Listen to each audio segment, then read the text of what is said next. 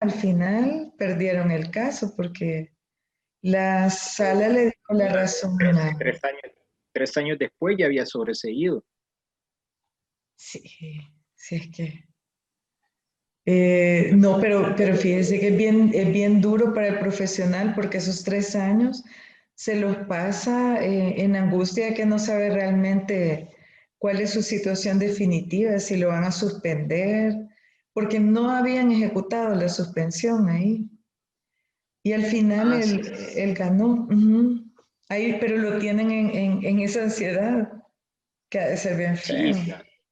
No, y también el proceso, bueno, yo no sé mucho de eso, pero sí el proceso con el que se llevó a cabo era bien bizarro, porque no parecía, por lo menos que era lo que había hecho el médico. Si el médico como que había fallado en el Sí. momento de no mandarlo con un especialista, bueno, que era un médico general, ¿verdad? No lo había pasado con el Ajá. especialista, me hablaba del hisopado y todo eso, entonces sí, la Junta de Vigilancia creo que tendría que haberse enfocado más en lo que, pero como igual, ahí dice, menciona el folio 3, el folio 4, me imagino que ahí estaba todo eso, ¿verdad? Entonces, Probablemente, no ahondan mucho en el caso. correcto, pero al final sí salió libre ahí el doctor. Sí, Lástima por el paciente que perdió el miembro. sí, pero fíjese que no siempre un mal resultado en una operación es responsabilidad del profesional, no siempre. A No, veces es una consecuencia adversa que es parte de las complicaciones de una operación. Esa es la parte son que hay que cosas que no se probar. pueden. Igual, yo creo que el otro tema que estaban dando igual en la evangélica era lo del consentimiento informado. Sí, Te sí. parece que tienen que firmar para, bueno, antes de una cirugía, pero igual, bueno, usted conoce más de esto. Antes a mí me habían dicho que eso no tenía validez si no estaba enfrente de un notario. Llevarle el papel allá a la sala de... Así me habían dicho a mí, o sea, yo desconozco que llevarle el papel y Imagínense. decirle, fírmeme que acepta. Entonces, que eso no tenía validez porque tenía que estar enfrente un notario que ponía, no me acuerdo cuál será la palabra, que deja libre al médico de cualquier complicación que pueda pasar, porque ya se le explicó antes las complicaciones que pueden haber. Que lo Entonces me dijeron, no, exonera. eso lo exonera. Entonces me dijeron, no, Ujú. eso no tiene validez, me dijeron. Tiene que ser adelante de un notario, me dijeron, no sé qué, para que eso tenga validez, porque igual, bueno, uno en el consultorio, yo no inyecto, yo los mando que los inyecten, porque he escuchado que a veces los enfermeros o algunos promotores de salud inyectan, se les hace un absceso y les cae la demanda y le toca al pobre estar pagando todo para sacar a esa persona. Y como Sí. usted lo dijo hace un ratito, o sea, son cosas de que tal vez no se pueden evitar o que va a pasar o hay algún otro problema y no es culpa pero yo puedo revisar la fecha de vencimiento, puedo revisar que el medicamento se vea bien, que esté transparente, todo lo que, o sea, que sea de buena calidad, pero al final no Ujú. sé qué va a pasar. Igual uno les pregunta, ¿y es alérgico? No, pero se la pone, el gran shock Ah, anafiláctico, y viene la demanda, y después eso, pero como no hay nada que lo pruebe, no hay, claro. no hay nada que diga, y le preguntó, sí, le pregunté, y el paciente dice, no, no me preguntó nada. Yo digo, sí, y ella no, ¿a quién le creen? Si no hay Si no hay no un hay documento ningún, escrito, le van a creer al paciente. correcto. Y igual, si usted me Tomen en dice, cuenta. tiene la historia clínica, puedo después irla a llenar y ponerle la fecha de hace 4 semanas. No, no, si le pregunté, mira, aquí está, le puse que no, o sea, son cosas es bien Es difícil eso difícil, es difícil de probar, pero no necesita notario. Sí, eso nada. ya no. No, ya eso era un concepto por el que se incorporó en la ley. Bueno, yo creo que en razón de que pues sabemos que hay una situación de una información que se está dando de parte de la presidencia en la televisión, muchas personas a lo mejor todavía están pendientes de eso. Vamos a comenzar y vamos a permitir que se vayan incorporando en el transcurso de la hora del foro. Bueno, con mucho gusto de conocerlos. Aquí estamos ya platicando con el doctor Martínez. Es un placer conocerlos. Mi nombre es Anabela Mengíbar. Yo soy abogada, soy notaria y pues he tenido algún desempeño durante la última década en instituciones relacionadas con la salud, en algún momento con la prestación en salud y también en otro momento con las sanciones, con el procedimiento sancionatorio. Así que espero poder contribuir al conocimiento que ustedes buscan obtener de este curso. Este espacio, este primer espacio, es del foro sincrónico. Este espacio mayormente es para consultas y para poder dialogar acerca del tema inicialmente. Hoy vamos a tratar de hablar de los principios y por eso la sentencia que se les había dejado en el material de apoyo es acerca de principios.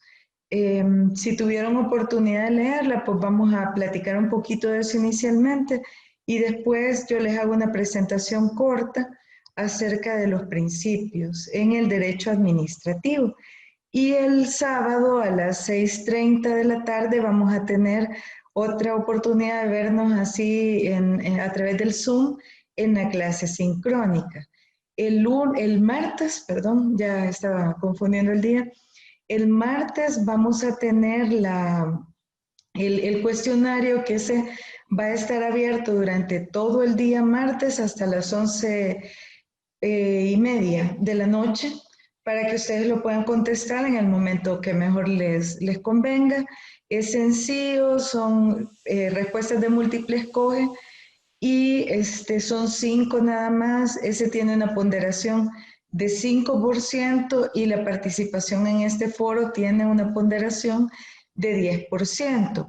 Como nos encontramos en una modalidad virtual, no necesariamente tienen que venir al foro, pueden después acceder a la grabación que vamos a tener del foro y poder verlo y hacer los comentarios que ustedes consideren que dejen una evidencia de que ustedes han estado presenciando el foro. Entonces, si en algún momento tienen un problema en el desarrollo del curso con respecto a la presencia en los foros o en la clase, pues recuerden que es una modalidad virtual esta, así que tiene algunas flexibilidades en razón de eso.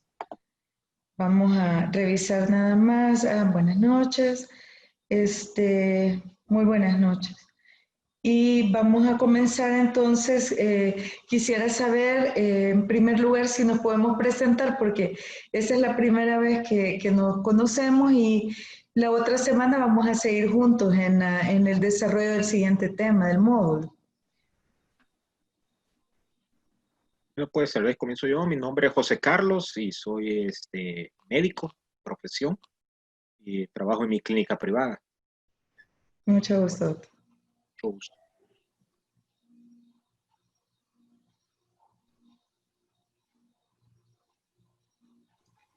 Hola, buenas noches. Yo soy Carolina, soy médico general y trabajo en una clínica empresarial. Mucho gusto. Mucho gusto.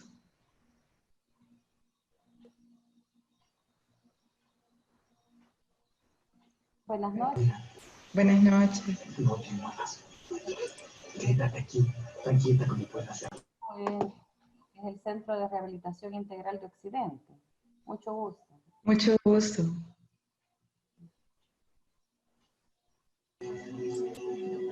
Sana Ruth, soy odontóloga, trabajo en Zacatecoluca en mi clínica privada. Mucho gusto. Mucho gusto.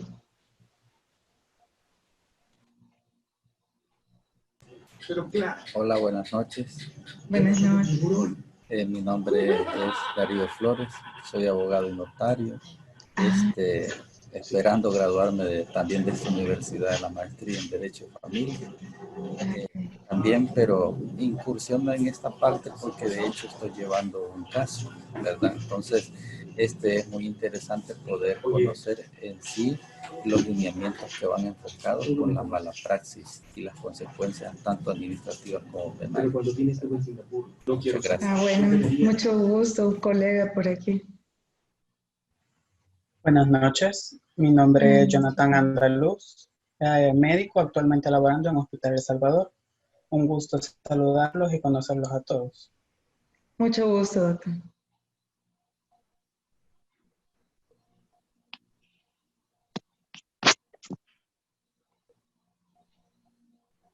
Nos falta alguien por ahí. Doctor Ezequiel. Buenas noches. Buenas noches. Buenas noches. Mi nombre es Karina Ramírez. Es un gusto poder compartir y poder adquirir conocimientos con ustedes. Mi nombre, bueno, yo me dedico soy abogada litigante, abogada y notario, y me interesa pues esta rama porque trabajo mucho con doctores. Gracias. Qué buena bienvenida. Buenas noches, Bueno, mi nombre es Ezequiel Guevara, soy R4 de Medicina Interna del Hospital San Juan de Dios de San Miguel. Gracias. Ah, qué bien desde San Miguel, mire, qué bueno que estas herramientas nos permitan estar en una capacitación a pesar de las distancias, ¿verdad? Qué bien. Bueno, vamos a comenzar. Si ustedes pudieron leer la sentencia, bueno, si no la pudieron leer, la vamos revisando juntos, pero sí me gustaría saber si tuvieron oportunidad de leerla para saber si la tocamos en profundidad o si solo la vamos comentando un poco. Pero, bueno, por ahí el doctor Ramírez sí me decía que pudo leerla. Miren, mayormente lo que se buscaba con la lectura de esta sentencia, como esta semana vamos a hablar de los principios en derecho administrativo, yo quería que ustedes comprendieran la importancia de conocer los principios, porque este caso que se llevó hasta la sala de lo contencioso administrativo era un procedimiento sancionatorio contra un profesional de la medicina. Y pasó por la primera instancia, que es la Junta de Vigilancia. Ahí depende de cuál es la profesión, es la Junta de Vigilancia que tiene competencia. En este caso, como era médico, entonces le corresponde la Junta Médica. La Junta Médica tiene como 40 profesiones más. Es la más compleja. De ahí las demás normalmente tienen las diferentes categorías académicas de la misma profesión. Por ejemplo, enfermería tiene auxiliares, técnicos, tecnólogos, enfermera graduada y licenciatura en enfermería, pero todos son de las carreras de enfermería. En cambio, en medicina, no. En medicina ustedes tienen más de 40 profesiones que están involucradas que están reguladas por ese organismo. Entonces, este proceso inició ahí en la Junta de Vigilancia y la persona condenada que fue encontrada responsable no estuvo de acuerdo con esa decisión de la Junta y apeló ante el Consejo Directivo y el Consejo Directivo ratificó la misma situación. Entonces quedó él suspendido en la profesión según la resolución, pero no habían llegado al punto de aplicar la sanción. Se habían esperado aplicarla dando tiempo a ver si esta persona iba a acceder a la sala de lo contencioso administrativo. Esto pasó cuando todavía no teníamos los tribunales de lo contencioso administrativo, los juzgados de lo contencioso administrativo, que ahora sí ya están en funcionamiento. Que por cierto, los competentes para conocer de San Salvador se encuentran ahí en el área de la Libertad. Entonces, esto es extraño, normalmente se ubican en el área de San Salvador, pero allá están y pues ahí es donde ahora se llevan los procesos cuando ya no se está conforme con la resolución de la última parte que se podía hacer a nivel administrativo. En este caso, cuando es sanciones profesionales, la última instancia es el Consejo Directivo. Así que este caso se lleva y lo que reclamaba el profesional entre otras cosas, tenía que ver con el principio de tipicidad. Él decía que no, tipicidad significa que yo voy a estudiar la conducta que se realizó por parte del profesional y voy a ver si casa en la conducta descrita en la infracción. Y ese tiene que ser armónico, como en un rompecabezas. Ustedes cuando tienen un rompecabezas y le tratan de poner una pieza que no queda ahí, están haciendo la fuerza ahí tratando de que dé, pero no pega. O sea, cuando no es la pieza, no casa. Igual es el principio de tipicidad, la conducta descrita como infracción en la ley tiene que cumplirse en cada uno de los elementos. Entonces, el principio de tipicidad decía el médico que no se había cumplido. Además, decía él que carecía de un elemento indispensable en una resolución, que es la motivación. Como les digo, esta es una sentencia previa a la Ley de Procedimientos Administrativos. Ahora ya tenemos más claro que la falta de motivación definitivamente vuelve nula cualquier resolución. Si ustedes tienen algún cargo en el que ustedes son responsables de un establecimiento de salud o una jefatura, un área, cuando ustedes vayan a hacer una resolución de cualquier naturaleza, que sea en las funciones de trabajo, siempre tienen que fundamentar, explicar por qué están tomando esa resolución. Y si le pueden agregar algún fundamento legal, pues todavía mejor. En estas resoluciones obviamente debe haber un fundamento legal, pero no había una motivación de parte de la Junta de Vigilancia de la Profesión Médica. Además, el profesional mencionaba que se había violado el principio de congruencia y el de proporcionalidad. El principio de congruencia quiere decir que si se demandó por una razón, todo el procedimiento vaya en ese sentido. No voy a llegar a demandar ya a nivel penal por lesiones y me van a condenar por peculado. Entonces, tiene que haber congruencia además entre los hechos y las consecuencias. Tiene que haber lógica, una hilación lógica en el desarrollo del procedimiento sancionatorio. Entonces, si eso no se da, se puede decir que se ha violado el principio de congruencia. Además, decía el profesional que se le había violado el principio de proporcionalidad.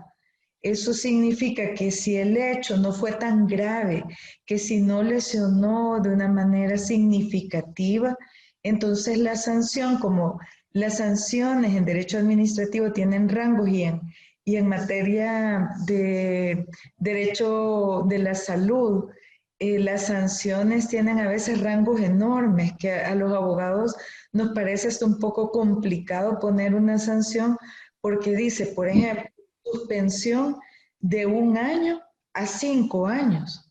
O sea, el rango es demasiado grande, es enorme para poder determinar cuál es la situación adecuada, cuál debería ser la sanción correcta a imponer de conformidad a las acciones cometidas. Y hay que recordar una cosa, que es importante.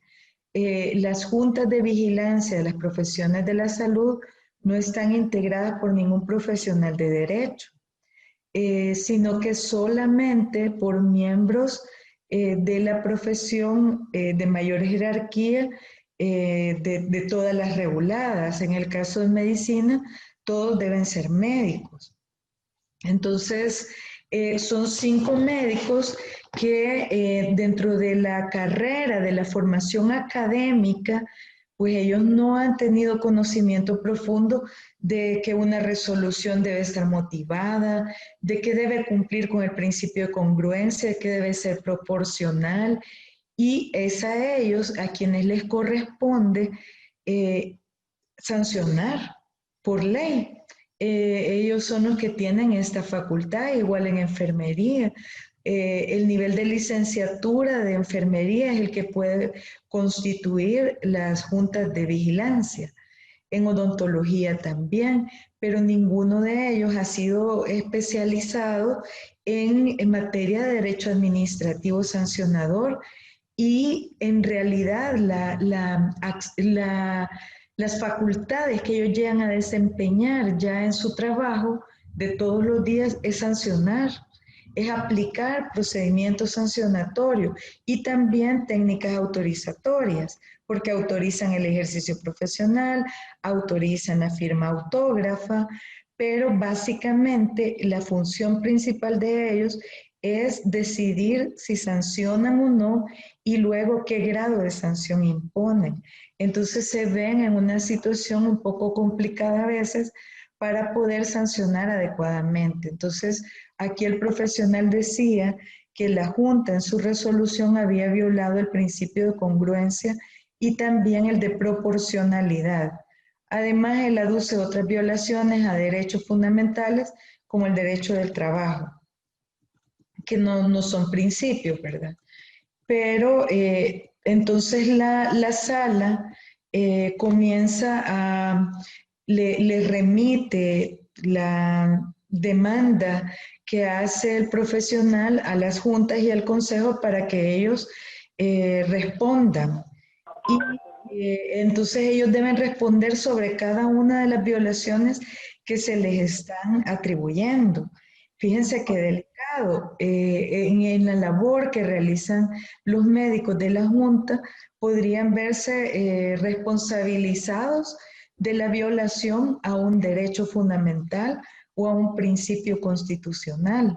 Entonces, esta labor debe ser hecha con mucho cuidado desde aspectos técnicos y tomando en cuenta la asesoría de los abogados que puedan acompañar el trabajo de las juntas de vigilancia.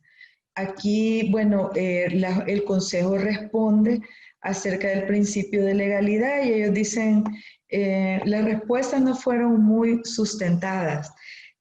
Más dicen, sí, no hemos violado eso, cumplimos con todo. Respecto al principio de tipicidad, no lo violamos. Todo está adecuado a la descripción de la infracción. Sobre la falta de motivación, esto sí era delicado, porque sobre la falta de motivación, la respuesta del Consejo es: no es necesario que el Consejo exponga o motive minuciosamente por qué. Y eso no es cierto. Aunque ya en los últimos años se ha determinado como una causa de nulidad en la ley, ya más formalmente, ya existían sentencias diversas de la sala, tanto de lo constitucional como de lo contencioso administrativo, que expresaban que la falta de motivación genera nulidad, porque lo que está pasando es que le impide al administrado que comprenda por qué lo han sancionado. O sea, si usted solo le dice, lo sanciono con 3 años de suspensión, ¿y por qué? Porque yo digo. ¿Y por qué? Porque yo tengo la autoridad. Entonces la ley exige que usted como funcionario responda adecuadamente a la necesidad de comprender las razones que han llevado a la autoridad administrativa a resolver de una manera. Porque además, si esta persona quiere apelar, necesita saber cuáles fueron los motivos para poder argumentarlos.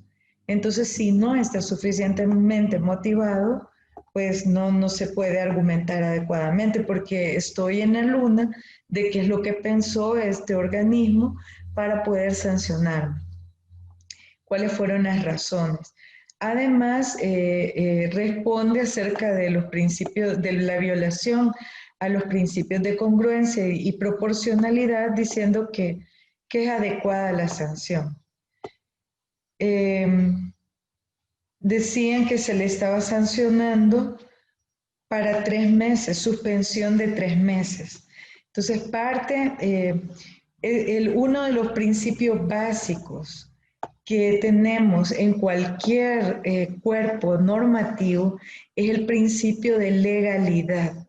¿Y qué significa el principio de legalidad? Significa que el funcionario se apegue al cuerpo de normas que aplican en el caso que está resolviendo. Que se apegue en primer lugar a la Constitución, en segundo lugar a los tratados y a las leyes secundarias y reglamentos que regulan la materia por la cual se está resolviendo una controversia. Entonces, en este caso, la Junta contestó algunas cosas acerca del principio de legalidad, del de tipicidad, diciendo casi lo mismo. Decía, sí es típico, no incumplimos, pero no, incluso a la sala le contestan de una manera muy escueta. Y eso no es adecuado cuando uno quiere que le resuelvan a favor, uno quiere explicar y que el juez comprenda. El juez no ha estado presente en la tramitación del caso y la manera de ilustrarlo es a través de las respuestas que se dan documentalmente. Entonces, en este caso, pues fueron bastante escuetas y al final, después de que analiza un poco estas respuestas, la sala explica esto que es importante que lo conozcamos, cuál es la potestad sancionadora de la administración pública. Nos da un concepto y dice que la administración pública en el ejercicio del jus puniendi, ya vamos a hablar de qué es el jus puniendi, del Estado, impone sanciones a las conductas calificadas como infracciones por el ordenamiento legal. Dicha función administrativa se conoce técnicamente como potestad sancionadora de la administración pública. La Constitución le da la facultad de imponer penas al órgano judicial. Ellos son los que por esencia, por la naturaleza esencial del órgano, imponen penas, pero también le da como un espacio a la administración pública para imponer sanciones. Los jueces imponen penas y en la administración pública se imponen sanciones o multas. Entonces le genera esa facultad, sí. Le genera esa facultad a la administración pública. Ese poder del Estado de coerción y de imponer penas es el jus puniendi, es la facultad legal para imponer penas. Eso cuando vean jus puniendi es eso, de sancionar, de castigar a alguien que ha contravenido el orden jurídico. Entonces, se deriva de dos maneras. El derecho penal es una de las expresiones del jus puniendi del Estado y la otra manera es el derecho administrativo sancionador. Ahí también hay una expresión del jus puniendi del Estado. Entonces, sí es factible, es legal que la administración pública, cuando tiene facultades descritas en una ley, pueda imponer sanciones, pero para imponerlas se tiene que ajustar a todas las garantías constitucionales, tiene que cumplir con los principios básicos que se aplican también en el derecho penal, porque son aplicables al derecho administrativo sancionador, algunos de ellos, y tiene que tomar en cuenta los principios del derecho administrativo. Entonces, no es como que un funcionario tenga la libertad abierta de imponer la sanción que ellos quieran y como quieran. O este me cae mal, lo voy a sancionar, o esta persona me recordó algo que a mí no me gusta y entonces hay que ponerle una pena durísima. No se puede. Tiene que cumplirse con todos estos principios. Entonces, para eso sirven los principios, para limitar las libertades del Estado en el ejercicio del jus puniendi. Y Aquí lo dice la sentencia, la administración pública solo puede actuar cuando expresamente la ley la faculte. Esto que les voy a decir ahorita, yo quisiera que ustedes lo graben, lo escriban y se les quede, porque hay mucho problema en la administración pública cuando un funcionario se quiere extralimitar en las facultades que le corresponden. Miren, no importa que sea dentro de una institución. Está, por ejemplo, el jefe de recursos humanos, el jefe UFI. ¿Qué tal que empieza el jefe de recursos humanos a querer llevar los controles que le corresponden a la UFI? Él se está extralimitando y eso es inconstitucional. En el artículo 186, numeral tercero de la Constitución, dice que los funcionarios no tienen más facultades que aquellas que la ley le otorga. Y esto muchas veces se confunde con la facultad del ciudadano común. El ciudadano común, todo lo que la ley no le prohíbe, lo tiene permitido. Pero en el ámbito de ser funcionario o empleado público, eso no aplica igual, sino que a los funcionarios les aplica el 186, numeral tercero.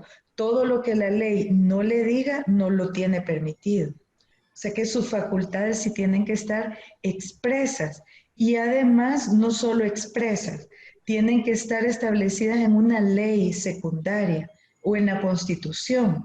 Pero no pueden inventarse a alguien, por ejemplo, que yo dijera, bueno, yo soy funcionaria de esta área, pero a mí me gustaría también aquella facultad que tiene aquel, pero la ley no me la ha dado. Pero yo tengo facultad de hacer reglamentos, entonces voy a inventarme esta facultad en un reglamento. Eso es inconstitucional.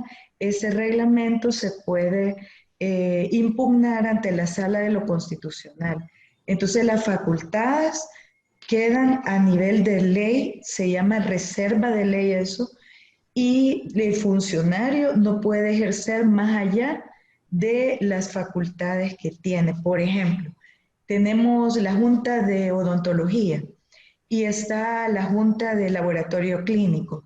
Y como hasta físicamente están por ahí cerquita en la primera planta de la institución, entonces puede decir la de odontología, bueno, hoy están enfermos los de la Junta de Laboratorio Clínico y como la ley me faculta para regular ejercicio profesional, pues yo voy a regular, voy a hacer un acuerdo, aquí una resolución, y voy a regular también por este día el ejercicio de las profesiones de laboratorio clínico. Así les ayudo a los de laboratorio clínico. No se puede. Ya la Junta tiene expresa en una ley cuáles son sus límites de ley. Eso hay que tenerlo muy en cuenta porque puede acarrear, si uno se extralimita en el ejercicio de un cargo, de una función o de un empleo, le puede acarrear el pago de una indemnización que va a salir del bolsillo de la persona. No se lo va a pagar la administración pública, sino que los errores que se cometan en ese sentido van a ser pagados personalmente. Bueno, además, la actividad sancionadora del Estado está limitada por garantías constitucionales. Por ejemplo, el no juzgar 2 veces a la misma persona por la misma causa, está el amparo cuando se ha violado un derecho fundamental de la persona. Bueno, en la expresión de los derechos fundamentales también son límites a la actividad sancionadora del Estado y los principios. Esa es la otra importancia de los principios. Podemos limitar esta actividad sancionadora, o sea, sí puede sancionar, pero no saliéndose del marco. Entonces, al final, en el caso, les traje este caso también porque es un final feliz, porque el Instituto de la Prescripción no lo habían analizado ni en la Junta ni en el Consejo, y es lo primero.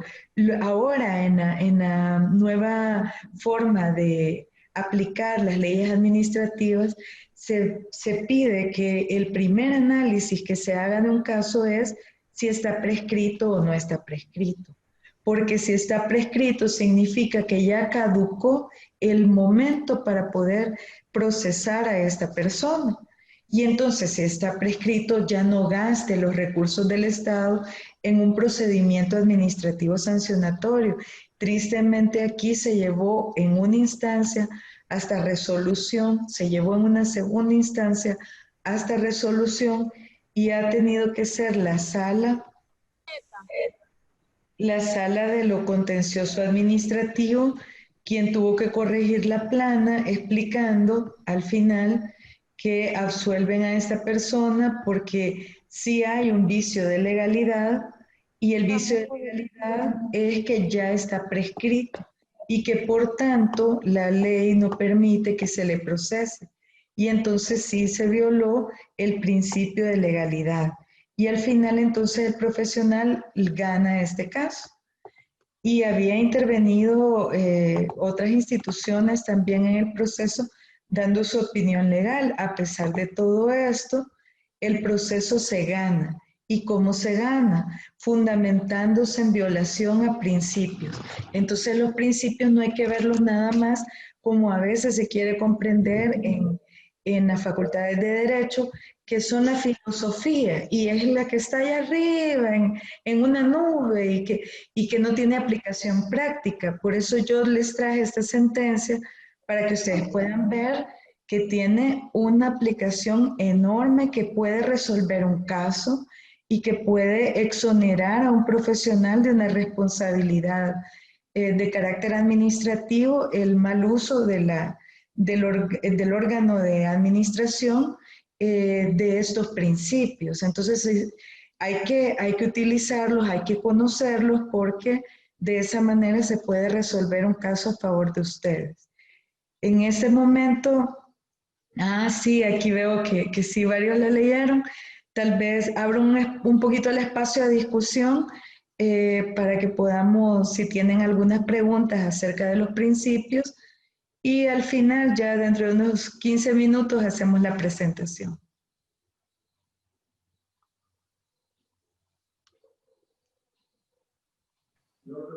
Licenciada, buenas noches, disculpe. Buenas noches. Sí, yo entré un poquito tarde, solo quería preguntar, cuando nos habla de principios, se está refiriendo a los principios de legalidad, que son como los fundamentos básicos de la Ley de Procedimientos Administrativos, ¿es correcto? Sí, solo hay una variante en ese tema. Sí, los principios son como valores fundamentales que se protegen, por ejemplo, el principio de legalidad, que todos los actos deben estar apegados a la ley. El principio de proporcionalidad, que la sanción debe ser adecuada y en la medida del daño causado, por ejemplo. Pero estos principios no solo están en el derecho administrativo, los principios que se aplican al derecho administrativo también están contenidos en la Constitución, también están contenidos en los principios del Código Penal, son aplicables cuando vamos a utilizar la materia sancionatoria. Solo para la sancionatoria, para la regular administrativa no, pero para la sancionatoria sí pueden aplicar en alguna medida, no completamente, los principios del derecho penal, como por ejemplo el principio de inocencia. No se puede considerar a un profesional que va a ser procesado como que ya es responsable de la infracción de entrada. Tiene que haber pasado por todo un procedimiento y, por ejemplo, el principio de libertad de prueba, que se aceptan los medios probatorios necesarios y que sean idóneos para probar. Todos esos son principios del Código Penal, pero se pueden aplicar al procedimiento administrativo sancionador. Hay algunos tal vez que no podrán aplicarse o que no se podrán aplicar en toda la amplitud porque son naturalezas distintas, pero sí la mayor parte de los principios del derecho penal se pueden aplicar. y esto ayuda a guiar. Esa es la finalidad del principio. El principio va guiando y es un marco. Si ya me salgo del principio, ya esa conducta ya no está bien, hay que regresar. Si yo estoy haciendo uso de facultades que no me corresponden en la ley, violando el principio de legalidad. Si yo estoy sancionando a alguien sin el procedimiento o ya lo sancioné, pero yo quiero volver a hacerle un procedimiento, porque para que aprenda le voy a hacer otra vez un procedimiento y lo voy a volver a sancionar, estoy violando la garantía de no hacer una doble persecución. Entonces, tanto los principios como las garantías son límites que un poco detienen esa fuerza del Estado, porque el Estado es una fuerza poderosa, o sea, ¿quién puede contra toda esa estructura cuando usted está solito como profesional ante toda esta capacidad que tiene el Estado de investigación, de construir información, etcétera? Entonces, las garantías son esa defensa que tienen ustedes ante el Estado, que tenemos todos ante la administración pública. Y esa es la importancia que revisten los principios y lo que les mencionaba, que pueden revertir una resolución negativa contra ustedes también. Ya, gracias. Entonces son bastantes, ¿verdad? Y apegados a cada área jurídica. Sí, hay principios específicos. Cuando usted lee, por ejemplo, la LEPINA tiene sus principios. Por ejemplo, uno que es particular de la LEPINA es el principio del interés superior del niño, niña y adolescente. Ese es de la naturaleza de la LEPINA. Y entonces hay unos que son de la naturaleza del derecho administrativo y los constitucionales que son para todos. Los principios constitucionales aplican a toda la ley. Ellos están en la parte más superior. Bueno, creo que ustedes ya lo dialogaron con el licenciado Douglas Cruz, ¿verdad? Con el maestro. Y esa parte de la jerarquía normativa y los principios están en el nivel jerárquico superior cuando son constitucionales. Entonces, no puede rebasarse ese marco. Vamos, si habría alguna otra participación. Sí, buenas noches, licenciada. La doctora Coto le saluda. Yo tenía dos preguntas. ¿Cuándo un proceso puede pasar de administrativo a penal? Si es en caso de muerte de un paciente. Lo otro es que leyendo el caso, aunque no va ahorita directamente relacionado con el proceso, pero me llama la atención que ahí, en este caso, el médico es un poquito sancionado y se basan en que no siguió una normativa del Seguro Social, ¿verdad? En este caso, él trabajaba en el Seguro Social. ¿Qué pasa cuando dentro del Seguro Social hay reglamentos que dificultan? Por ejemplo, él estaba siendo sancionado porque no refirió a una paciente aparentemente en el momento oportuno, que hubiera sido la primera o segunda consulta, y no le hizo una biopsia. Y según eso, porque ahí mencionan el módulo de medicina general, un médico general no tiene la capacidad de indicar una biopsia. Y un médico general, para poder referir a un especialista, está obligado a tener otra serie de exámenes y si no le rebotan la referencia. Y también puede estar sancionado. Pero ese periodo se oiría corto. Pero si yo le dejo, por ejemplo, un médico le deja una radiografía a un paciente, no le puede dejar cita para la otra semana porque la radiografía tarda 2 meses. Pero cuando ya quieren sancionar a alguien, no van a decir, pero es que fíjese que en el Seguro Social para que lo vuelva a ver, y a veces tarda 1 año la referencia y no es en sí por el médico, sino que por las deficiencias del sistema. ¿Cómo puede defenderse un profesional ante estas situaciones en que yo no puedo referir mientras no tenga una serie de exámenes que pueda tardar semanas? Bueno, doctor, usted ha tocado varios temas. Le voy a responder al primero porque ese es sencillo, es corto y luego pasamos al resto. Las responsabilidades pueden ser de diversas naturalezas, es decir, con una acción usted se puede volver responsable penalmente, pero también responsable administrativamente y una no exime de la otra.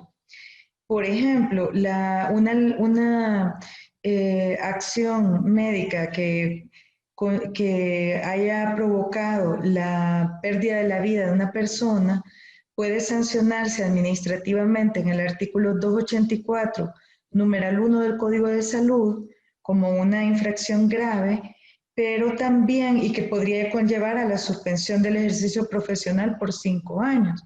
Pero también la víctima, digamos los familiares del paciente en este caso, porque ha fallecido, pueden interponer la denuncia al mismo tiempo ante la Fiscalía General de la República y entonces iniciar también un proceso por homicidio culposo, que es el tipo de homicidio que aplica generalmente en los casos que conocemos como malas praxis. Entonces las dos se llevarían al mismo tiempo. Bueno, y con el resto de la información que usted había analizado, que es muy interesante el análisis que ha hecho, lo que pasa es que ahí hizo falta para acompañamiento del doctor un buen abogado. Y le digo por eso, generalmente en los procesos que yo he tenido conocimiento, se busca el abogado cuando ya está bien complicado el proceso, ya está al final.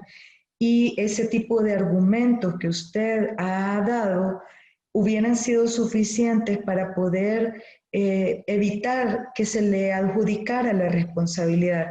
Usted puede determinar que hay protocolos que lo llevan a él, lo obligan a actuar de esta y esta manera, que hay una ruta de actuación que él tiene que seguir y que por eso esa es la razón por la que él actuó de esta forma y que no se debe a negligencia, porque para poder ser usted responsable de una infracción, usted tiene que haber tenido un dolo o una impericia, una negligencia. Y si usted no lo hizo por negligencia, sino que usted lo hizo en cumplimiento de un deber, que es la normativa interna de la institución, entonces no tendría por qué responsabilizársele.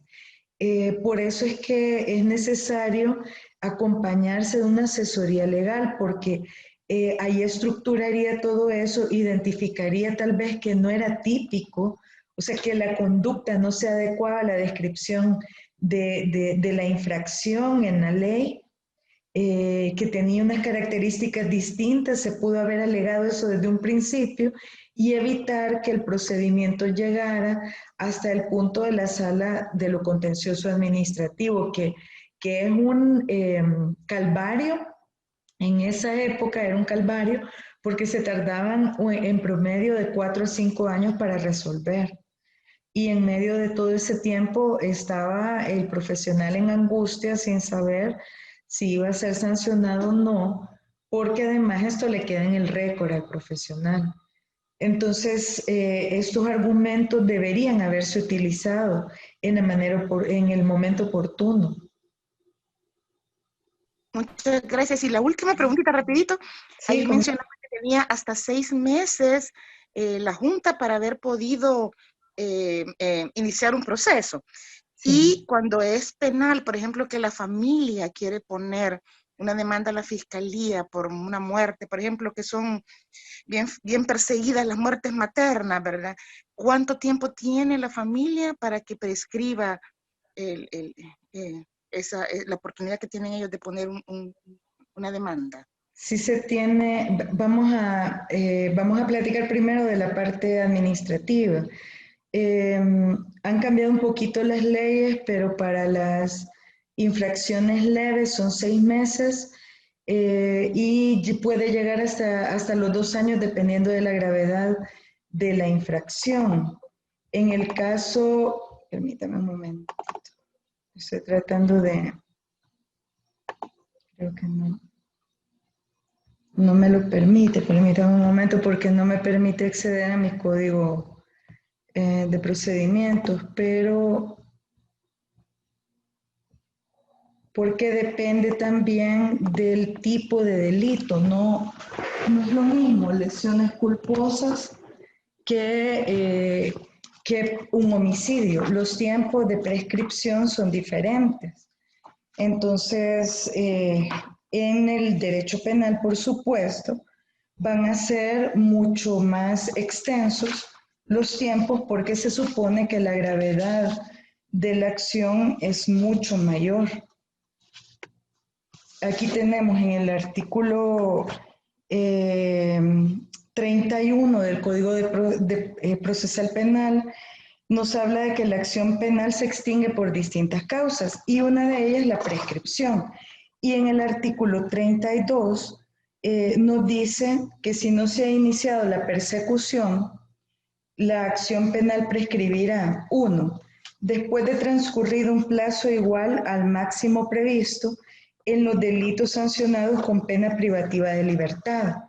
Es decir, que depende de la pena máxima que tenga el delito y ese va a ser el tiempo de prescripción.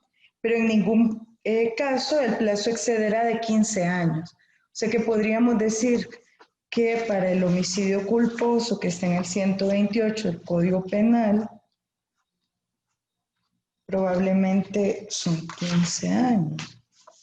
Quiero ver, ese es el simple, perdón. El culposo está un poquito más adelante.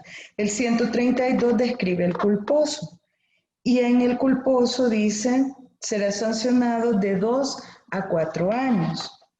Y si es sancionado con pena privativa de libertad. Entonces, si está dentro de esto, sí, entonces dice, después de transcurrido un plazo igual al máximo previsto en los delitos sancionados con pena privativa de libertad.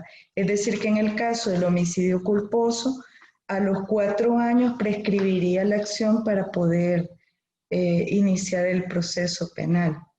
Y en el caso de las infracciones más graves, pues sí tiene menos tiempo. Como la infracción administrativa se considera de menor lesión a un bien jurídico, aunque en este caso en realidad es el mismo bien el que se está viendo desde una perspectiva diferente. Muchas gracias. Bueno, doctora. Bueno, ¿tienen alguna otra pregunta?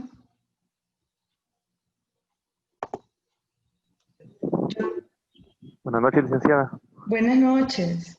Sí, una pregunta tengo yo leí el caso también, me quedó la duda, por ejemplo, que ahí el doctor manifestaba que no había podido trabajar, ¿verdad? Que se había quedado sin, no había, o sea, sin ese, y él tiene que mantener familia y todo eso, él le alegaba eso. Entonces, en ese sentido, mientras dura el proceso, el médico no puede trabajar, entendería yo que para nada, ¿verdad? No puede trabajar en nada de salud. Y también en otra área, por ejemplo, si tuviera necesidad de trabajar en otro lugar, o sea, haciendo otra cosa, ¿no podría trabajar o en ese caso sí? Sí, eso es importante y se puede comprender desde la luz del principio de inocencia. Si usted comprende que esa persona es inocente hasta que no se resuelva otra cosa, en contrario, él en el desarrollo del proceso puede trabajar. Lo que creo que sucedió en esta situación es que también le iniciaron un procedimiento de sanción laboral.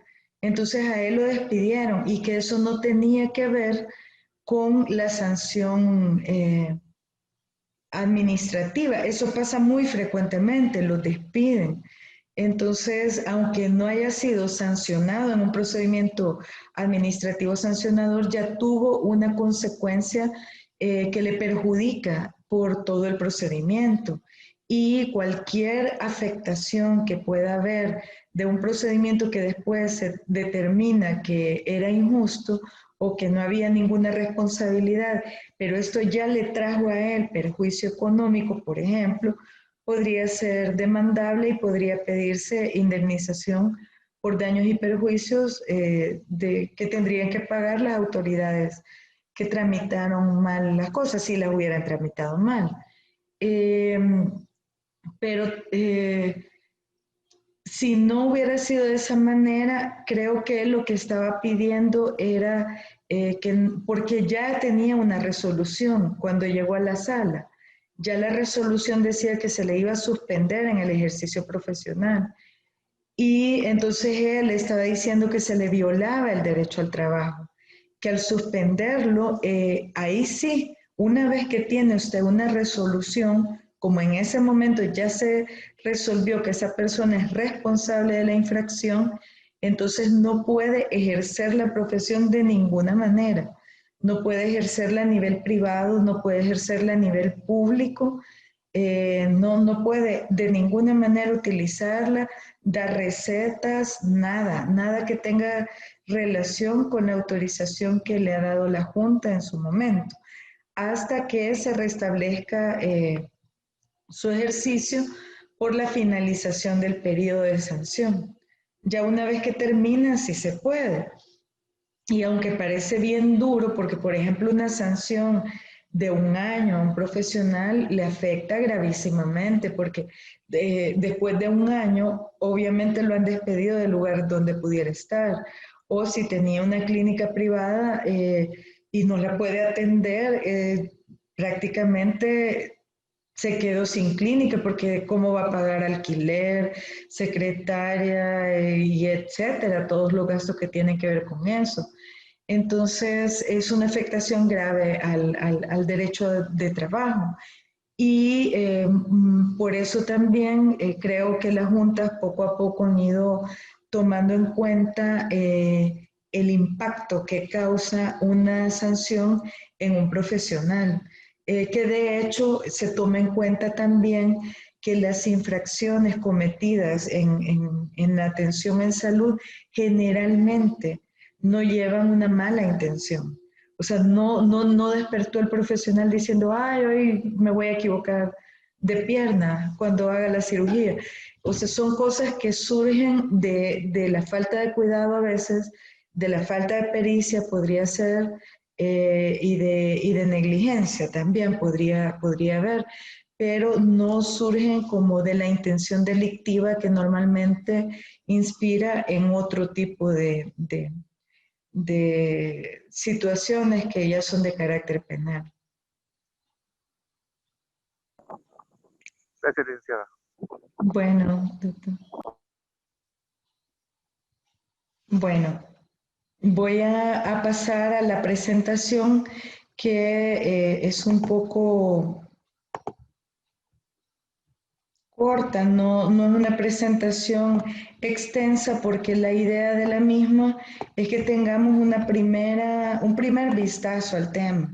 Se dan cuenta que el tema es relevante, el tema impacta en los derechos de ustedes y en el desarrollo de sus profesiones. Entonces, es importante que ustedes lo conozcan, que traten de profundizar luego un poco en estas ideas para que puedan defenderse adecuadamente. Y además, en algún momento ustedes pueden también participar en organismos colegiados de sanción.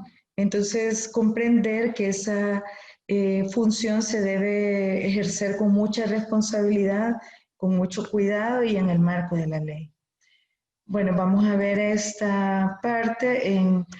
Yo siempre trato de recordar el marco de que somos una república cuando hablamos de derecho administrativo, porque el concepto de república es de separación de poderes.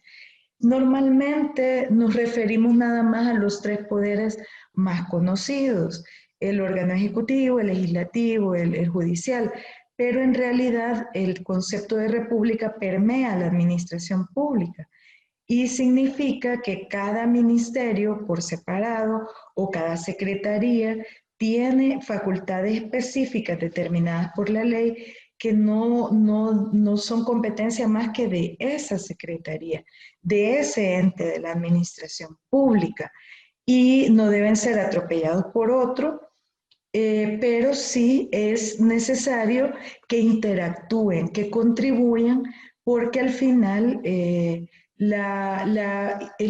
objetivo de crear un Estado es para garantizar los derechos de la población. Es el pueblo, en la filosofía es esto. Tenemos un pueblo que no tiene Estado, está solito ahí los 7 millones de salvadoreños. Ellos concertan y deciden que quieren tener un Estado. Y entonces crean una constitución donde empiezan a describir las facultades que le van a dar al Estado. Y para que lo crean como un garante de los derechos de la población. Y lo crean como un facilitador del desarrollo de esta comunidad. Esa es la finalidad de la creación de un Estado. En 1789, allá en Francia, se da la Revolución Francesa y se eliminan, no del todo, porque todavía tenemos monarquías en el mundo, pero se crea la república. Ya ese concepto venía de los romanos anteriormente, pero aquí se instituye de la manera que ha permeado a los países de Latinoamérica. La base de la república es, uno, que el poder está en manos del pueblo y el pueblo lo delega. Esa es una de las bases. Y el otro, la división de poderes que les mencionaba. Entonces, este concepto es importante tenerlo en cuenta porque incluso dentro de una institución, como les decía, hay diferentes departamentos y entonces no hay que atropellar las funciones de otro departamento, de otra área, etc. Es un concepto republicano de la administración pública. La distribución legal del poder del pueblo. Bueno, tenemos como el cuerpo de mayor jerarquía legal, la Constitución, donde encontramos los principios más importantes a nivel legal. Pero es importante también que ustedes sepan y que lo tengan esto bien claro, que a veces ni siquiera en la carrera de Derecho nos dejan tan claro esto, que los tratados internacionales que se refieren a derechos fundamentales y las sentencias de la Sala de lo Constitucional tienen el mismo nivel jerárquico de la Constitución.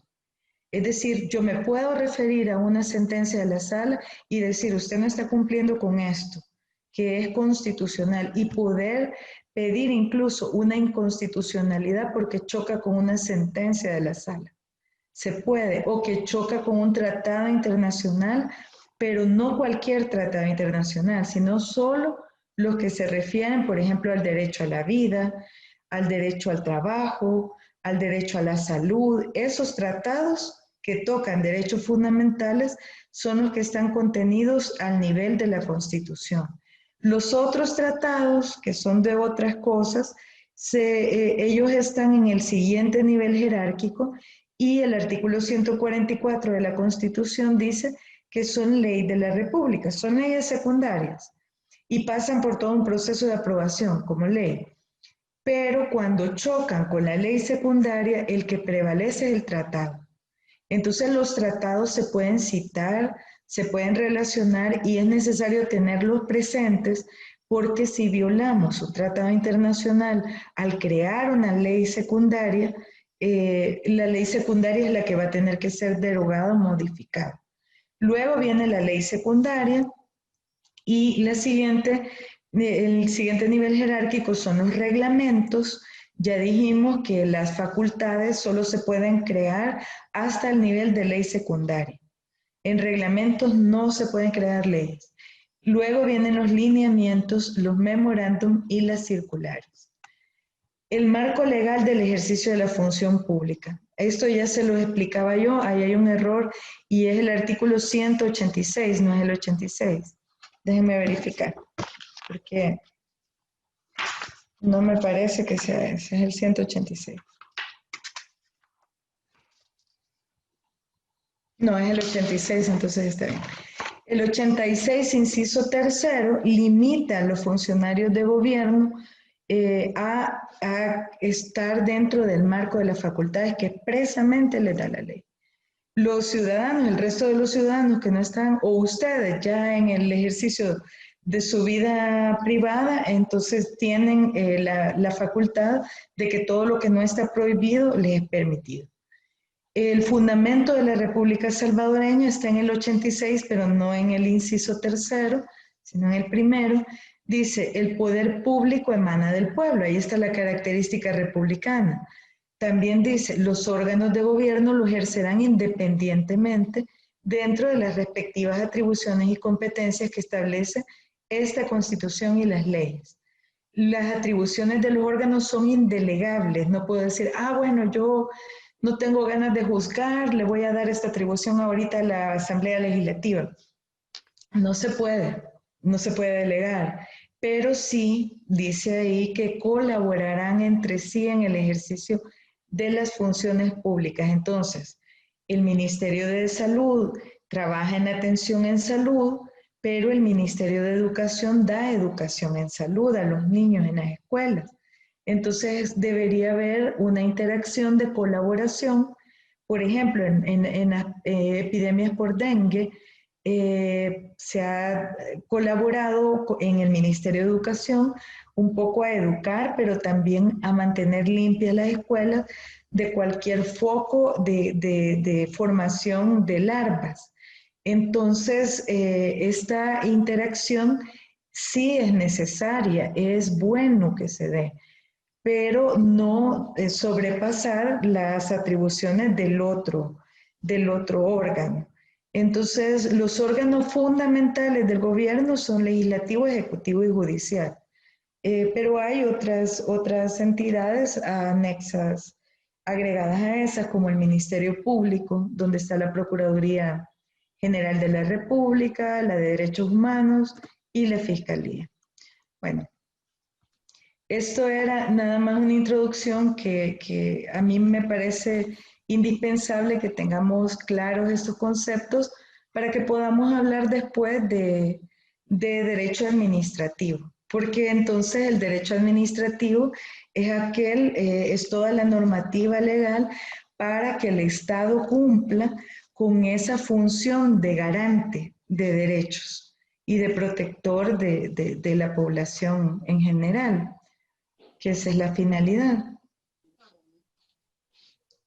¿Tenemos aquí algún comentario, preguntas acerca del desarrollo del curso o de la manera en la que vamos a interactuar esta semana? ¿Tienen alguna consulta?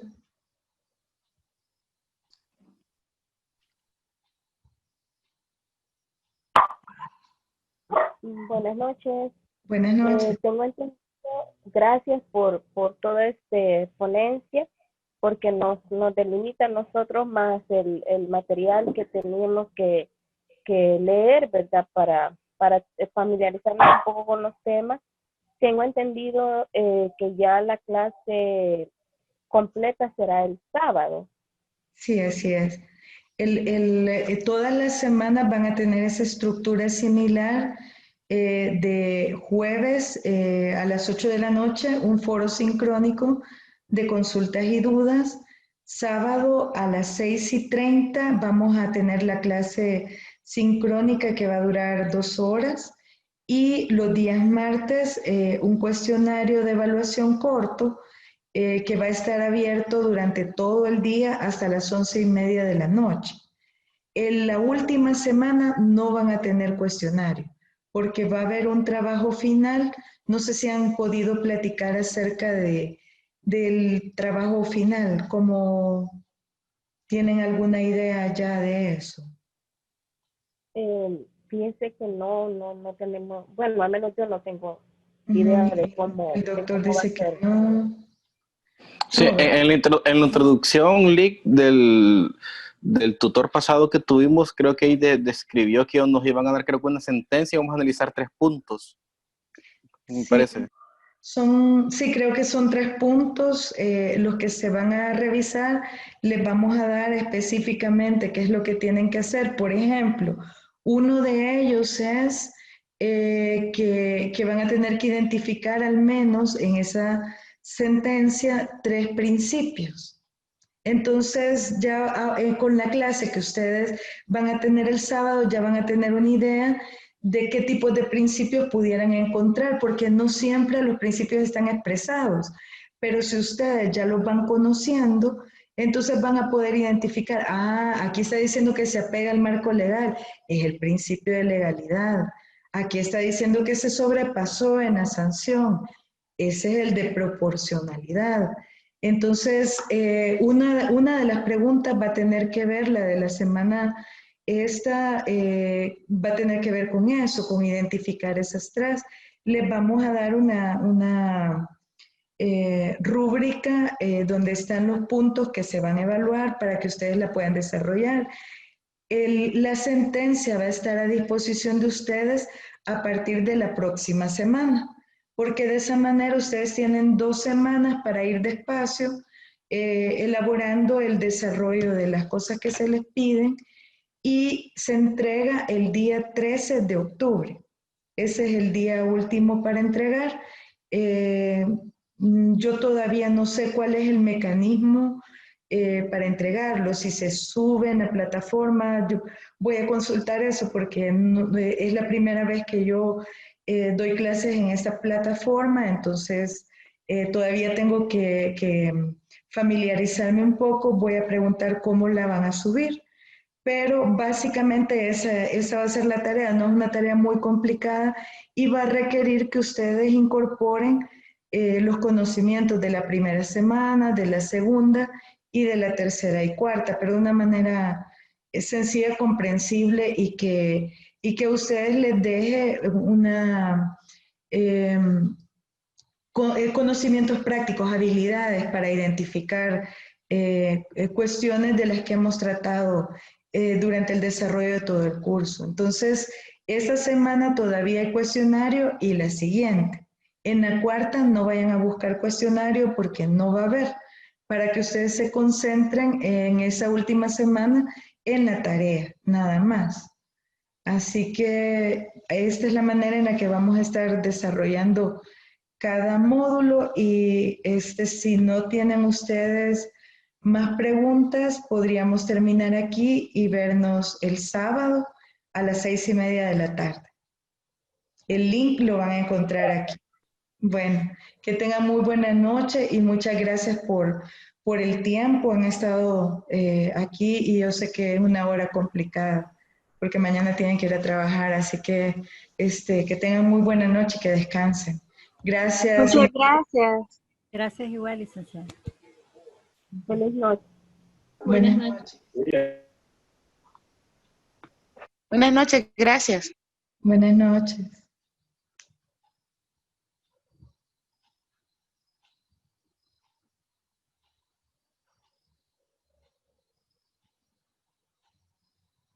Ingeniera, hicieron una consulta, yo tenía